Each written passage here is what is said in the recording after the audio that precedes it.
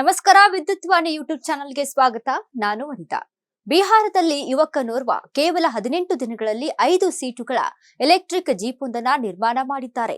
ಕೇವಲ 1 ಲಕ್ಷ ರೂಪಾಯಿ ವೆಚ್ಚದಲ್ಲಿ ಈ ಎಲೆಕ್ಟ್ರಿಕ್ ಜೀಪ್ ಅನ್ನು ನಿರ್ಮಾಣ ಮಾಡಲಾಗಿದ್ದು, ಒಮ್ಮೆ ಸಂಪೂರ್ಣವಾಗಿ 5 ಗಂಟೆಗಳ ಕಾಲ ಚಾರ್ಜ್ ಮಾಡಿದ್ರೆ ಈ ಜೀಪ್ ಅನ್ನು ಸುಮಾರು 100 ಕಿಲೋಮೀಟರ್ ವರೆಗೂ ಓಡಿಸಬಹುದಾಗಿದೆ. ಬಿಹಾರದ ಮರ್ಷಿದ್ ಅಲಂ ಎಂಬುವವರೇ ಹೀಗೆ ಕೇವಲ 18 ದಿನಗಳಲ್ಲಿ ಎಲೆಕ್ಟ್ರಿಕ್ ಜೀಪ್ ನಿರ್ಮಾಣ ಮಾಡಿದವರು. ಬಿಹಾರದ ಪೂರ್ಣಿಯಾದ ಜನ ಈಗ ಇದನ್ನ ದೇಸಿ ಟೆಲ್ಸಾ ಎಂದು ಕರೆಯುತ್ತಿದ್ದಾರೆ.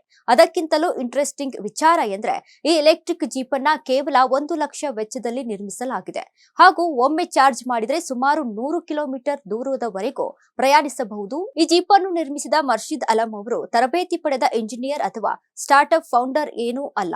ಅವರು ಸಣ್ಣದೊಂದು ವಾಹನ ರಿಪೇರಿ ಶಾಪ್ ಒಂದನ್ನ ನಡೆಸುತ್ತಿದ್ದಾರೆ.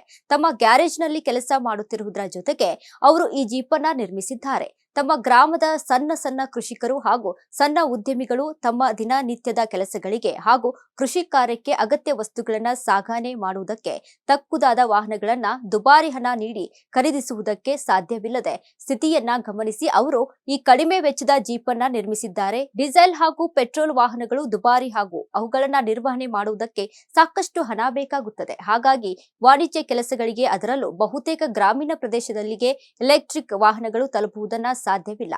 ಹೀಗಾಗಿ ಈ ಬಗ್ಗೆ ಯೋಚನೆ ಮಾಡಿದ ಅವರು ತಮ್ಮ ಈ ನೆಲದಲ್ಲಿ ಗ್ರಾಮೀಣ ಪ್ರದೇಶಗಳಲ್ಲಿ ಜನರಿಗೆ ಓಡಾಡುವುದಕ್ಕೆ ಸಹಾಯವಾಗುವಂತೆ ಹಾಗೂ ಕೃಷಿ ಕೆಲಸಗಳಿಗೆ ಸಹಕಾರಿ ಆಗಲಿ ಎಂಬ ಉದ್ದೇಶವನ್ನ ಮನಸ್ಸಿನಲ್ಲಿ ಇಟ್ಟುಕೊಂಡು ಎಲೆಕ್ಟ್ರಿಕ್ ಜೀಪ್ ಅನ್ನ ನಿರ್ಮಿಸಲಾಗಿದೆ ಎಂದು ಅವರು ಹೇಳಿದ್ದಾರೆ. ಈ ವಾಹನವು ಟ್ಯೂಬ್ಲೆಸ್ ಟೈರ್ಗಳನ್ನ ಹೊಂದಿರುವ 4 ಚಕ್ರಗಳು, ಸ್ಪೀಡೋಮೀಟರ್, ಪವರ್ ಸ್ಟೀರಿಂಗ್ ಮತ್ತು ಚಾರ್ಜಿಂಗ್ ಪಾಯಿಂಟ್ ಅನ್ನ ಒಳಗೊಂಡಿದೆ. ಬೆಳೆಗಳು, ರಸಗೊಬ್ಬರಗಳು ಮತ್ತು ಇತರ ಸರಕುಗಳನ್ನು ಸಾಗಿಸಲು ಹೆಚ್ಚುವರಿ ಟ್ರಾಲಿಯನ್ನ ಇದಕ್ಕೆ ಜೋಡಿಸಬಹುದು. ಇದು ರೈತರಿಗೆ ಹೆಚ್ಚು ಪ್ರಯೋಜನಕಾರಿಯಾಗಿದೆ. ಇದರ ಪೂರ್ಣ ಚಾರ್ಜರ್ಗೆ ಸುಮಾರು 5 ಗಂಟೆಗಳು ಬೇಕಾಗುತ್ತದೆ. ನಂತರ ಜೀಪ್ ಸುಮಾರು 100 ಕಿಲೋಮೀಟರ್ ಓಡಬಹುದು.